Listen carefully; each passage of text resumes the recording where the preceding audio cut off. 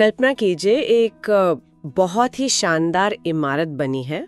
मतलब उसकी वास्तुकला बेमिसाल है और इंजीनियरिंग एकदम सटीक है। हाँ। लेकिन जब कोई अंदर कदम रखता है ना तो देखता है कि दीवारें बिल्कुल सफेद और कोरी हैं। हाँ, कोई रंग, कोई पहचान नहीं। हाँ बिल्कुल।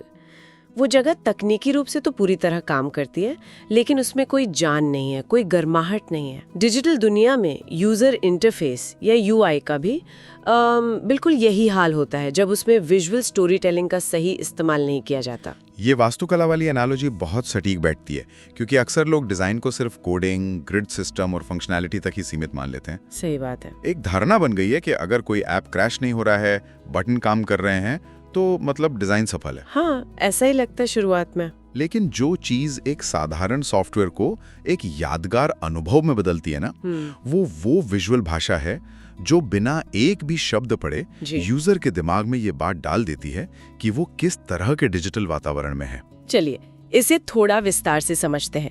आज की इस चर्चा में हम इसी विजुअल भाषा के सबसे महत्वपूर्ण हिस्से यानी इलस्ट्रेशन को डिकोड कर रहे हैं। बहुत ही दिलचस्प विषय है ये। और आज की ये चर्चा डिजाइन यूजर इंटरफेस नामक किताब के चैप्टर 22 इलस्ट्रेशन पर आधारित है। हमारा मुख्य उद्देश्य उन लोगों के लिए कोर डिजाइन कॉन्सेप्ट्स को आसान बनाना है जो डिजाइन करियर में अपनी शुरुआत कर रहे हैं, जो कि बहुत जरूरी है आज के समय में। बिल्कुल।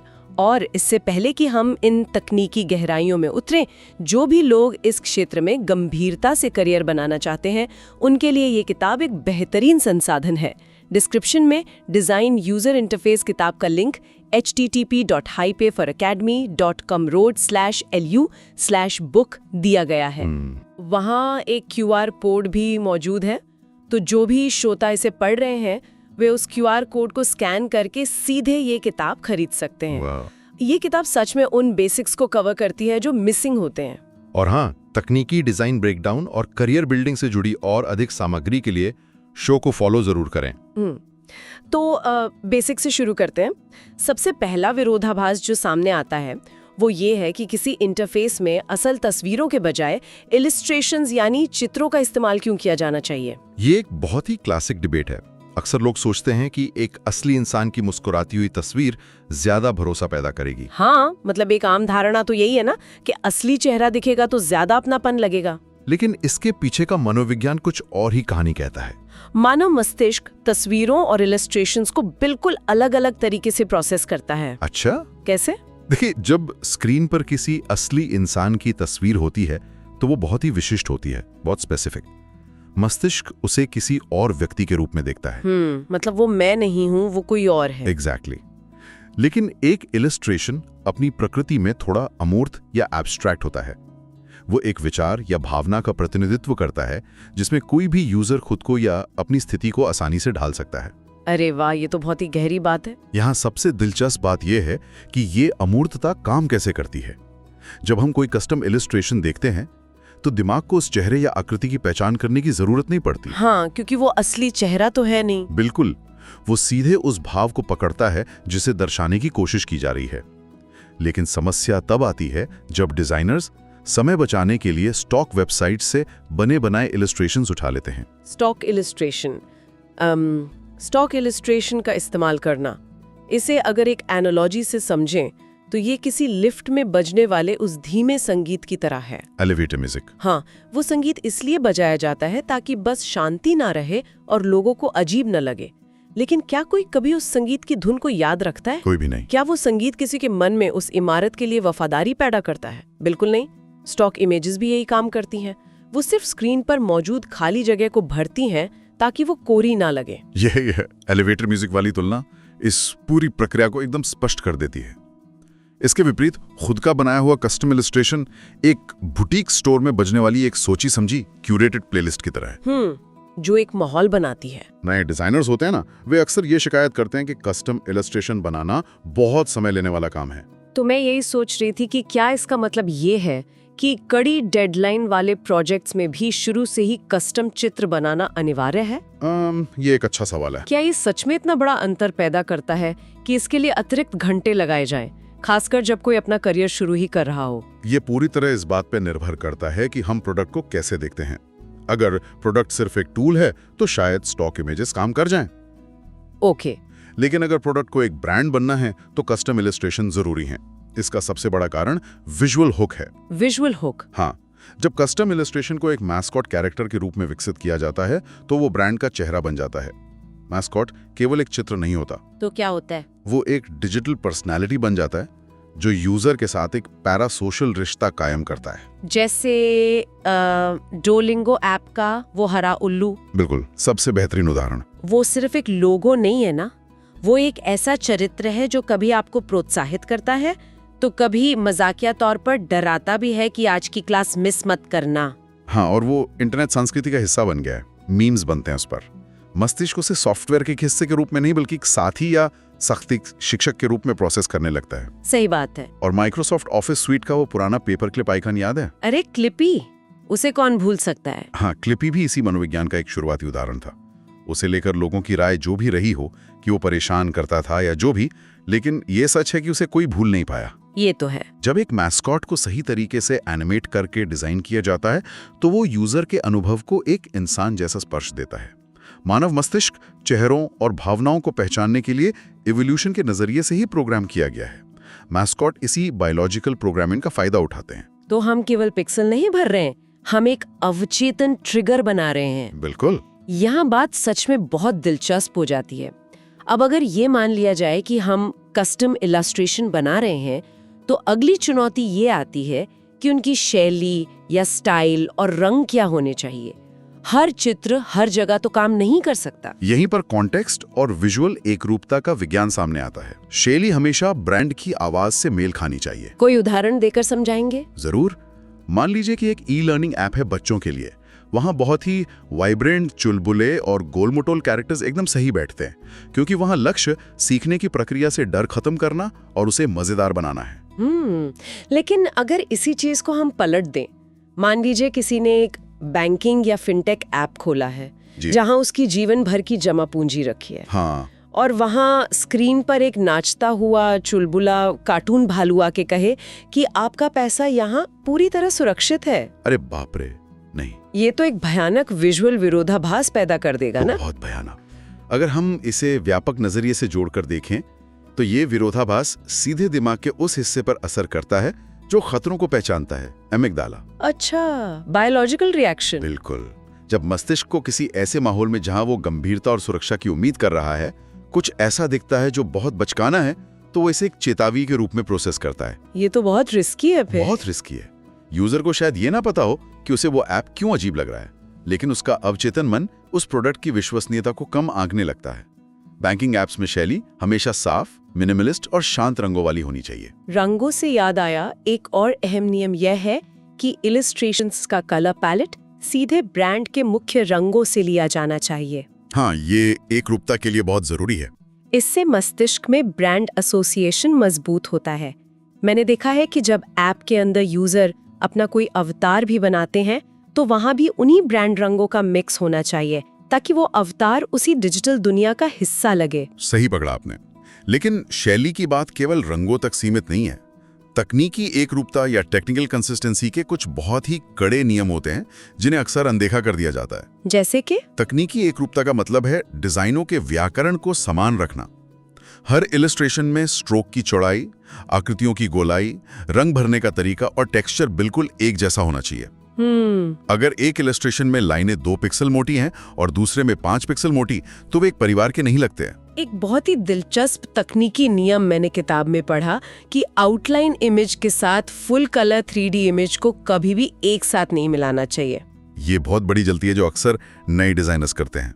अब एक आम इंसान सोच सकता है कि इससे क्या फर्क पड़ता है, चित्र ही तो है, लेकिन इसके पीछे संज्ञानात्मक भार या कॉग्निटिव लोड का पूरा विज्ञान है ना। एकदम सही। जब मस्तिष्क केवल लाइनों से बने चित्र यानी वायर फ्रेम या आउटलाइन को देखता है तो उसे प्रोसेस करने का तरीका अलग होता है। दिमाग उन खाली जगहों को अपने आप भरने की कोशिश करता है। लेकिन जब उसके ठीक बगल में एक पूरा रंगों से भरा हुआ शेडेड 3D ऑब्जेक्ट होता है तो मस्तिष्क को उसे डिकोड करने के लिए एक अलग रेंडरिंग इंजन का इस्तेमाल करना पड़ता है। मतलब ये बिल्कुल वैसा ही है जैसे आप कोई लाइव एक्शन फिल्म देख रहे हो और अचानक से एक किरदार 3D एनिमेटेड आ जाए। हाँ, बिल्कुल वैसा ही अजीब लगेगा। और जब स्क्रीन पर ये दोनों शैलियाँ एक साथ मौजूद होती हैं तो दिमाग को लगातार इन दोनों रेंडरिंग इंजनों के बीच स्विच करना पड़ता है। और ये स्विचिंग बहुत ही माइक्रो लेवल पर होती है, लेकिन ये दिमागी थकावट पैदा करती है। हाँ, यूजर को महसूस होगा कि ऐप इस्तेमाल करने में भारी लग रहा है या थकाऊ है, जबकि असल में कोई तकनीकी समस्या नहीं होती। समस्या उस विजुअल असंगति की होती है। एक बेहतरीन डिजाइन वो होता है जो पूरी तरह से पारदर्शी हो जाए। यूजर का ध्यान कभी इस बात पर नहीं जाना चाहिए कि डिजाइन कैसा दिख रहा है, उसका पूरा ध्यान अपने काम पर होना चाहिए। जब तकनीकी एक रूपता होती है तभी ये पारदर्शिता हासिल होती है। अब तक हमने ये डिकोड कर लिया कि इलस्ट्रेशंस कैसे दिखने चाहिए और उनका मनोविज्ञान क्या है।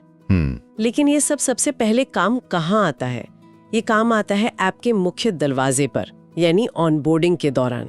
ऑनबोर्डिंग बहुत क्रिटिकल है। जब ऐप डाउनलोड होने के बाद पहली बार खुलता है तो वो शुरुआती कुछ सेकंड तय करते हैं कि यूजर रुकेगा या ऐप को डिलीट कर देगा। ऑनबोर्डिंग वो जगह है जहां पहली छाप या फर्स्ट इंप्रेशन सबसे ज्यादा मायने रखता है।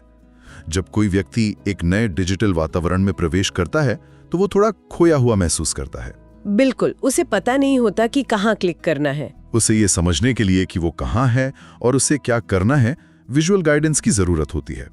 इलस्ट्रेशंस यहाँ एक स्वागत करने वाले मेजबान की भूमिका निभाते हैं। और इस स्वागत को और भी जादुई बनाने के लिए पैरालैक्स इफेक्ट जैसे एनिमेशंस का इस्तेमाल किया जाता है। पैरालैक्स बहुत पावरफुल टूल है। पैरालैक्स वो तकनीक है जहां स्क्रीन को स्वाइप करने पर बैकग्राउंड की लेयर्स धीमी गति से चलती हैं और फोरग्राउंड की लेयर्स तेजी से। ये इतना प्रभावी क्यों होता है? क्योंकि मानव आंखें वास्तविक दुनिया में गहराई को इसी तरह महसूस करती हैं। हाँ, डेप्थ परसेप्शन। जब एक 2D स्क्रीन पर पैरालैक्स का इस्तेमाल होता है तो वो मस्तिष्क को ये धोखा देता है कि वो एक 3D स्पेस में है, जो तुरंत एक इमर्सिव अनुभव पैदा करता है। ये इमर्शन बहुत शक्तिशाली है, लेकिन इससे एक महत्वपूर्ण सवाल खड़ा होता है। यहीं पर नए डिजाइनर्स सबसे बड़ी गलती कर बैठते हैं। वो क्या? वे हर एक चीज को एनिमेट कर देते हैं। हर बटन उछल रहा है, हर कैरेक्टर हाथ हिला रहा है, बैकग्राउंड लगातार घूम रहा है। वे असल में यूजर को गाइड करने के बजाय अपने डिजाइन टूल्स का प्रदर्शन करने लगते हैं। अरे हाँ, मुझे इसमें एक बहुत बड़ी समस्या नजर आती है। ये अनुभव कुछ वैसा ही हो जाता है जैसे किसी बड़े शोरूम में घुसते ही एक सेल्समैन बिल्कुल आपके चेहरे के सामने आकर जगलिंग करने लगे। हाँ, बिल्कुल। वो निश्चित रूप से ध्यान खींचेगा, लेकिन वो अनुभव बहुत ही डरावना और ध्यान भटकाने वाला होगा। कोई भी व्यक्ति ऐसे शोरूम से तुरंत बाहर निकलना चाहेगा। ये एनालॉजी एकदम सटीक है। एनिमेशन का काम ध्यान भटकाना नहीं, बल्कि ध्यान केंद्रित करना होता है। एक अच्छा ऑनबोर्डिंग अनुभव उस विनम्र स्टोर मैनेजर की तरह होता है जो दरवाजे पर हल्की सी मुस्कान के साथ खड़ा होता है और इशारे से सही दिशा दिखाता है। तो मतलब एनिमेशन बहुत सटल होने चाहिए। बिल्कुल। इसलिए एनिमेशन केवल हाइलाइट्स के तौर पर होने चाहिए, जैसे किसी कैरेक्टर का हल्का सा आंख मारना या कोई घंटी का बजना। सूक्ष्म एनिमेशन हमेशा मस्तिष्क के थ्रेट डिटेक्शन सिस्टम को शांत रखते हैं और यूजर को बिना ओवरवेम किए आवश्यक जानकारी देते हैं। सही है। अब ऑनबोर्डिंग के बाद यूजर आपके अंदर आ जाता है। मान लेते हैं कि ये एक नया ईमेल क्लाइंट है या कोई ऐसा टूल है जहां डेटा स्टोर होता है। शुरुआत में वहां कोई डेटा नहीं होता और यहीं पे डिजाइन का एक ऐसा हिस्सा सामने आता है जिसे अक्सर डेवलपर्स पूरी तरह नजरअंदाज कर देते हैं। Empty states. हाँ, एम्प्टी स्टेट्स। डेवलपर्स अक्सर एक हैप्पी पाथ के लिए सिस्टम बनाते हैं। हैप्पी पाथ मतलब वो स्थिति जहां डेटा मौजूद है, लिस्ट भरी हुई है और सब कुछ काम कर रहा है, लेकिन जब सिस्टम के पास दिखाने के लिए कुछ नहीं होता तो वे अक्सर एक कोरा सफेद पन्ना छोड़ देते हैं। इसे इनबॉक्स जीरो भी कहा जाता है। तो इस सब का असल में क्या मतलब है? मनोविज्ञान के नजरिए से एक खाली सफेद पन्ना बहुत ही भयानक अनुभव है। बहुत भयानक। यह यूजर के मन में तुरंत अनिश्चितता पैदा करता है। क्या ऐप हैंग हो गया है? क्या इंटरनेट कनेक्शन टूट गया है? क्या मैंने कोई गलती कर दी? ये खालीपन सिर्फ भ्रम पैदा करता है। इस खालीपन को दूर करने के लिए ही एम्प्टी स्टेट्स पर काम किया जाना चाहिए। एक कोरा पन्ना छोड़ने के बजाय वहां एक ऐसा इलस्ट्रेशन होना चाहिए जो स्पष्ट करे कि यह जगह खाली क्यों है। हाँ, एक एक्सप्लेनेशन। और इससे भी महत्वपूर्ण बात, वहां एक कॉल टू एक्शन होना चाहिए जो यूजर को अगला कदम उठाने के लिए प्रेरित करे। जैसे अपना पहला मैसेज लिखें। अगर इसे हम फिर से किसी भौतिक स्थान की एनालॉजी से समझें तो एक खाली स्क्रीन एक बिल्कुल खाली बिना फर्नीचर वाले कमरे की तरह है। बिल्कुल सही। जब कोई व्यक्ति किसी खाली कमरे में खड़ा होता है तो वहाँ अजीब सी गूंज होती है और वो जगह अधूरी और डरावनी लगती है। समझ नहीं आता कि वहाँ क्या करना है। हाँ, वो एक अजीब सा खालीपन होता है। लेकिन अगर उसी कमरे के बीचों बीच एक छोटा सा सुंदर सा पौधा रख दिया जाए, जो कि हमारा इलस्ट्रेशन है, और दरवाजे पर एक वेलकम मैट बिछा दिया जाए, जो कि हमारा कॉल टू एक्शन है, तो वो कमरा अचानक डरावना नहीं लगता। क्या बात है! वो पौधा और वेलकम मैट उस कमरे के पूरे मनोविज्ञान को बदल देते हैं। वो कमरा खाली से बदलकर किसी के इंतजार में तब्दील हो जाता है। एग्जैक्टली। एम्प्टी स्टेट्स असल में डिजाइनर्स के लिए एक छिपा हुआ अवसर है। क्योंकि ये स्क्रीन यूजर्स को बहुत कम दिखाई देती हैं, इसलिए यहाँ थोड़ा ज्यादा रचनात्मक और मजेदार हुआ जा सकता है। ये छोटे छोटे खुशी के पल पैदा करता है जो यूजर को माइक्रो हैबिट्स बनाने में मदद करते हैं। और यही छोटी छोटी आदतें मिलकर एक सफल डिजिटल प्रोडक्ट बनाती हैं। आज की इस चर्चा में हमने जो कुछ भी समझा वो ये साबित करता है कि डिजाइन केवल कला नहीं है, ये पूरी तरह से अप्लाइड साइकोलॉजी है। 100%। डिजाइन यूजर इंटरफेस के चैप्टर 22 ने ये स्पष्ट कर दिया है कि इलस्ट्रेशन सिर्फ स्क्रीन को सुंदर बनाने की सजावट नहीं है, वे एक रणनीतिक उपकरण है। बिल्कुल। वे ब्रांड की पहचान बनाते हैं, वे मस्तिष्क को अमूर्त विचारों को तेजी से समझने में मदद करते हैं, वे पैरालैक्स और एनिमेशन के जरिए डिजिटल दुनिया में गहराई और जीवन लाते हैं, और वे एम्प्टी स्टेट्स की अनिश्चितता को एक अवसर में बदल देते हैं। इन सब बातों का सार यही है कि जब यूजर किसी इंटरफेस का इस्तेमाल करे तो उसे ये महसूस न हो कि वो किसी मशीन से बात कर रहा है।